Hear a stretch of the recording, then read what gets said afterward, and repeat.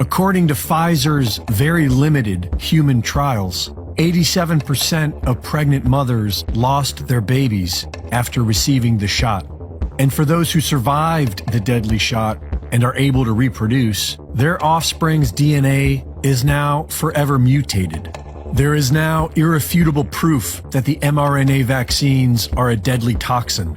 Aside from the relentless, debilitating spike protein that's keeping everyone who has been jabbed sick, the vaccines contain metals that have been observed to self-assemble outside of the body, and most disturbingly, metals that assemble inside of the body. Studies show that these metals are found in the blood of 94% of those who have received a COVID vaccine.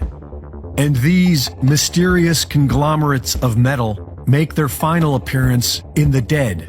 All over the world, coroners are now finding that the arteries of the vaccinated have been clogged with mysterious growths, non-organic masses made up of conductive metals such as aluminum, sodium, and tin.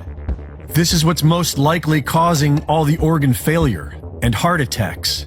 Heart attacks in our children. 2 days ago, I flew out my first 10-year-old with a heart attack, and I had to fight the doctor in the ER because he's like, 10-year-olds don't have heart attacks.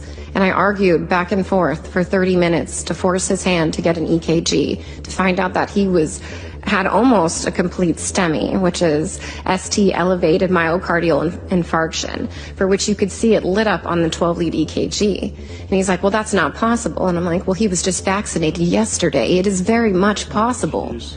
At any given time, people are getting a hold of me and the nurse advocates at American Frontline Nurses to help advocate, because as you've seen, there is victim shaming that it's anxiety, it's this. But in actuality, if they put down that it was a vaccine injury, the physician, the corporation, the hospital, the clinic, they actually won't get reimbursed, so it gets labeled as anxiety. According to the whistleblowers, the doctors are lying about the vaccine deaths to make a few $1,000s. Is that why Trump has been pushing the deadly shots, killing our own children for a measly $1 million? Now that the truth about the deadly COVID vaccines is finally starting to break free, the mainstream media is shifting their narrative and blaming it all on President Trump.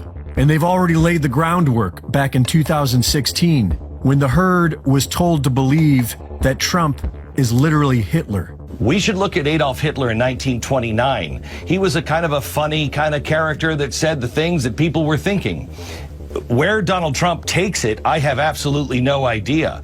But Donald Trump is a dangerous man with the things that he has been saying. You might argue that Trump is innocent, but he doesn't. He brags of all the lives he has saved, and the herd will believe what they are told to believe. It shows you how unpainful that vaccine shot is, so everybody go get your shot. It works incredibly well, 95%, maybe even more than that. It works incredibly well. It's a great vaccine, it's a safe vaccine, and it's something that works. I recommend you take it, but I also believe in your freedoms 100%. When you have the vaccine, people that do, and it's a very small number relatively, but people that do get it get better much quicker. That's a very important thing to know.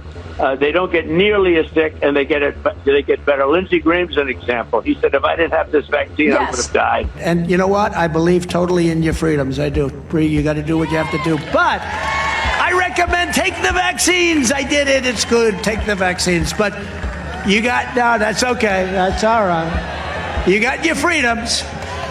But I happen to take the vaccine. The vaccines do work, and they are effective.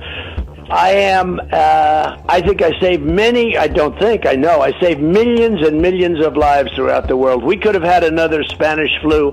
We could have had, in 1917, close to 100 million people died, they say. But it was really bad.